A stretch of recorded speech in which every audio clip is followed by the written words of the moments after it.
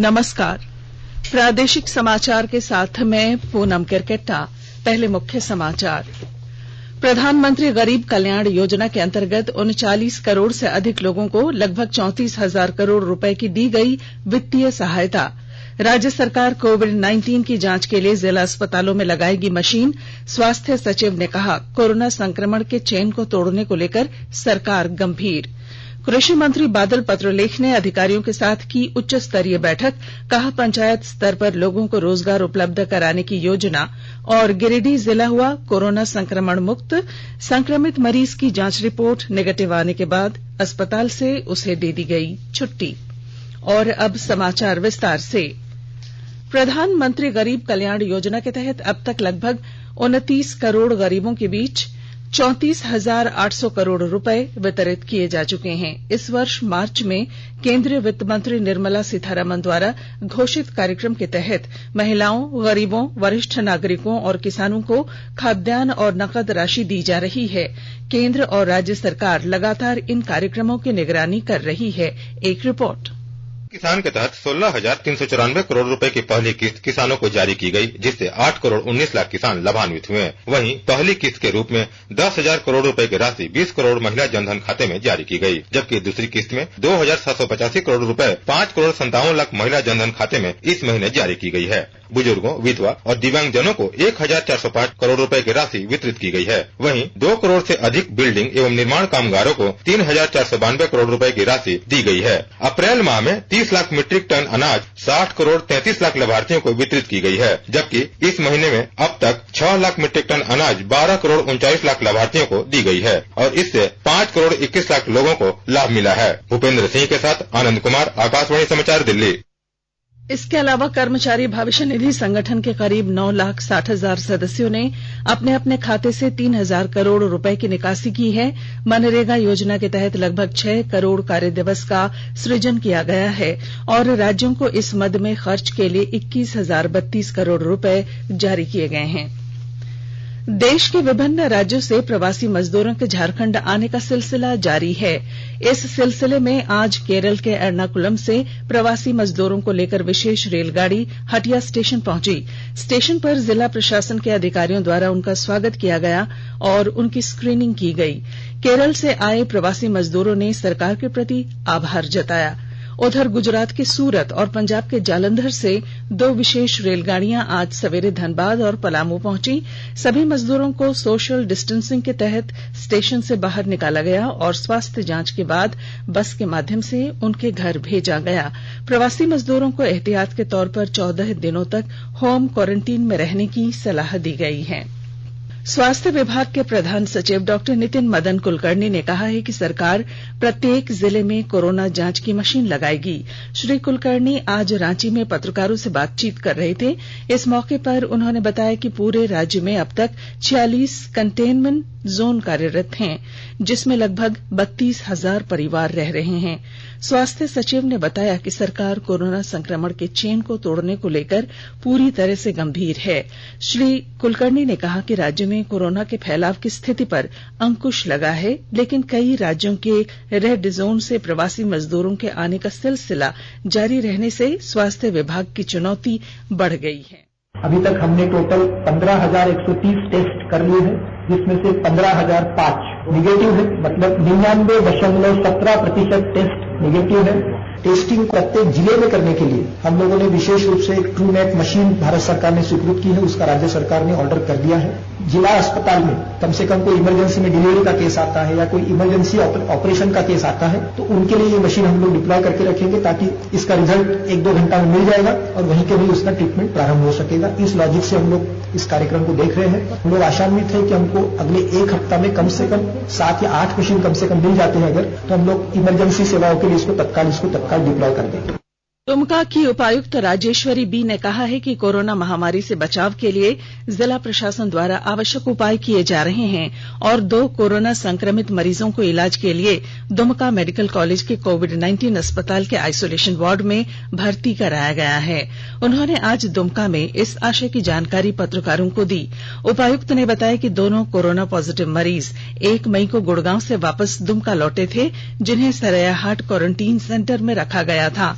इस मौके पर पुलिस अधीक्षक अंबर लकड़ा भी मौजूद थे। जो संक्रमित व्यक्ति पाए गए हैं वो इस गांव के अंदर अभी तक आए नहीं हैं। वो जहां से भी आए वो डायरेक्ट क्वारंटाइन सेंटर में ही गए हैं जहां से उनका सैंपल भेजा गया था। तो गांव में जो नागरिक हैं उनको बिल्कुल डरने की जरूरत नहीं है।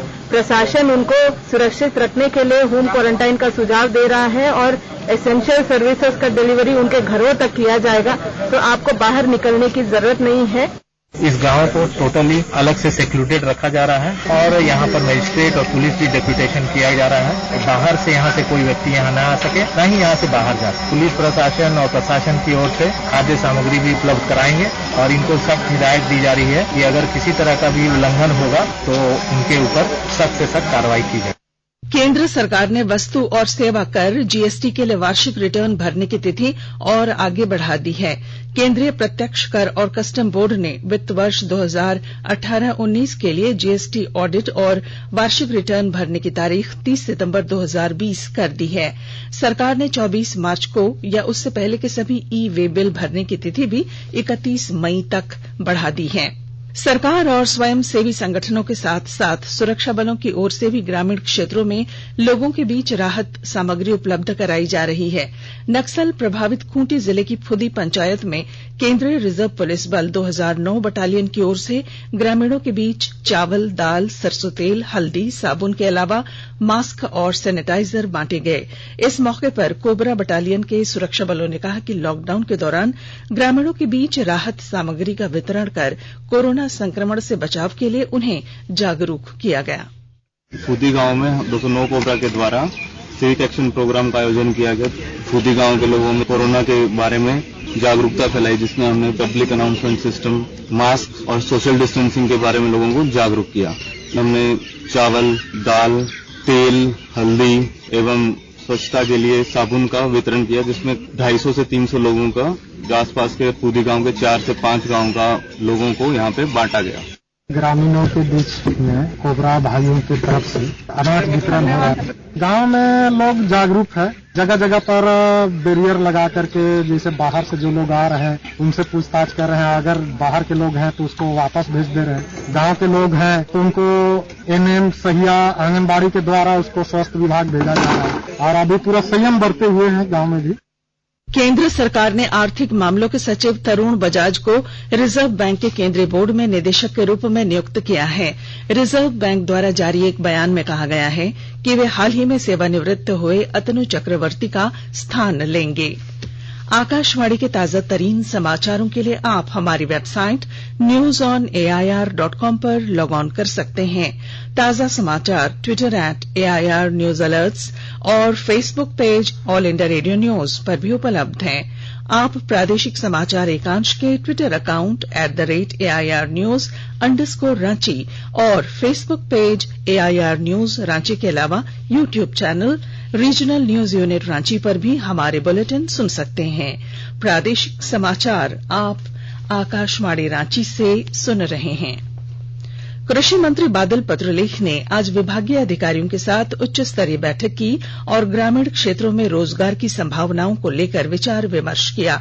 इस मौके पर उन्होंने कहा कि राष्ट्रव्यापी लॉकडाउन के दौरान कृषि विभाग अन्य विभागों के साथ समन्वय स्थापित कर अधिक से अधिक लोगों को रोजगार उपलब्ध कराने के लिए प्रतिबद्ध है।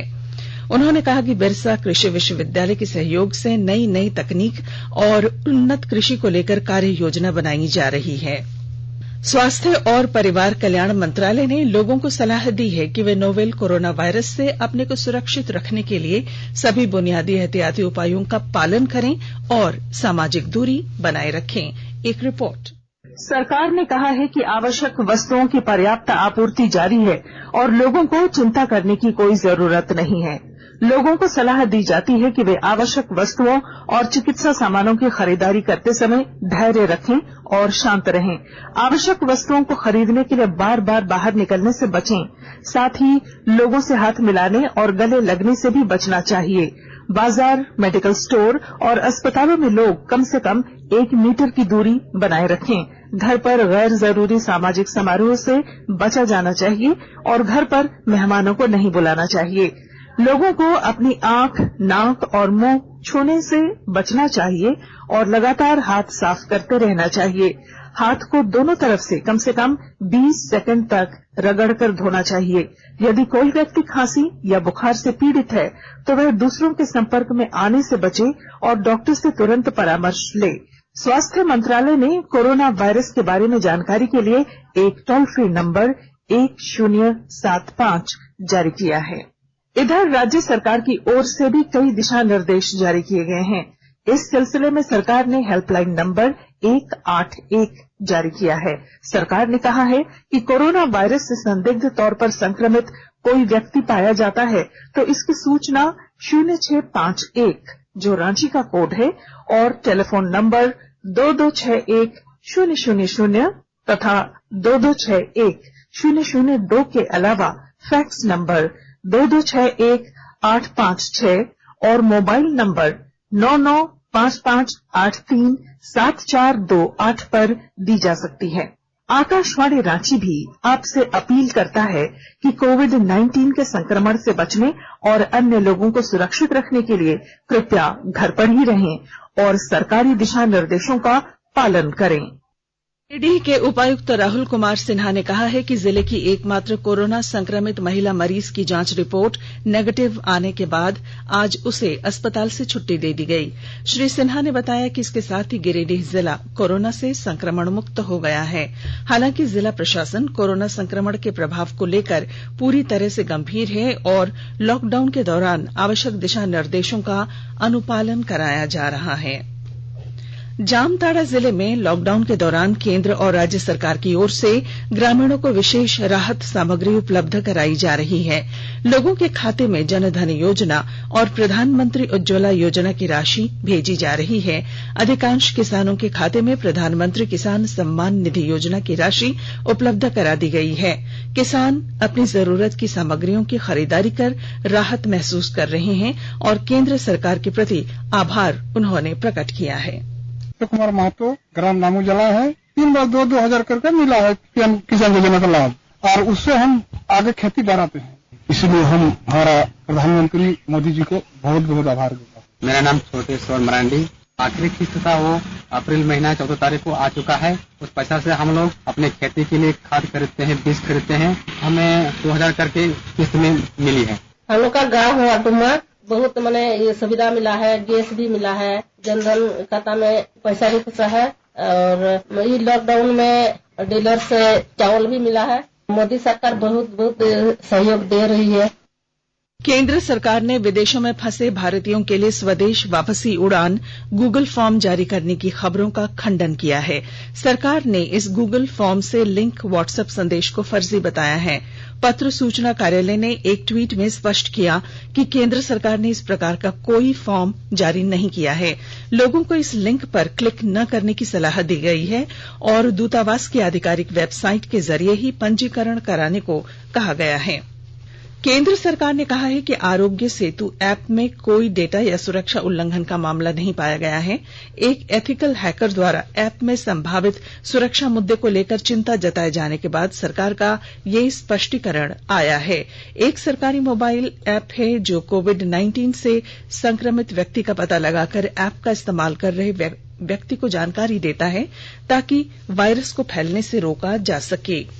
हजारीबाग में पुलिस ने एक चालक की हत्या के आरोप में 4 अपराधियों को गिरफ्तार किया है। पुलिस अधीक्षक कार्तिक एस ने बताया कि अपराधियों के पास से घटना में प्रयुक्त 2 पहिया वाहन और मोबाइल सेट बरामद किया गया है। और अब संक्षिप्त खबरें। आपदा प्रबंधन विभाग ने 57,83,28,000 रुपए की राशि आपदा प्रबंधन के लिए स्वीकृत की है। परिवहन विभाग के सचिव के रवि कुमार ने कहा है कि अब तक विभिन्न राज्यों से विशेष रेलगाड़ी के माध्यम से लगभग 10,000 प्रवासी मजदूरों को वापस लाया गया है। और लातेहार जिले के चंदवा थाना क्षेत्र के मालहन मैकलस्कीगंज पथ पर आज 2 पहिया वाहन के बीच टक्कर में 2 लोग गंभीर रूप से घायल हो गए। और अब बुलेटिन के आखिर में मुख्य समाचार। प्रधानमंत्री गरीब कल्याण योजना के अंतर्गत 39 करोड़ से अधिक लोगों को लगभग 34,000 करोड़ रुपए दी गई वित्तीय सहायता।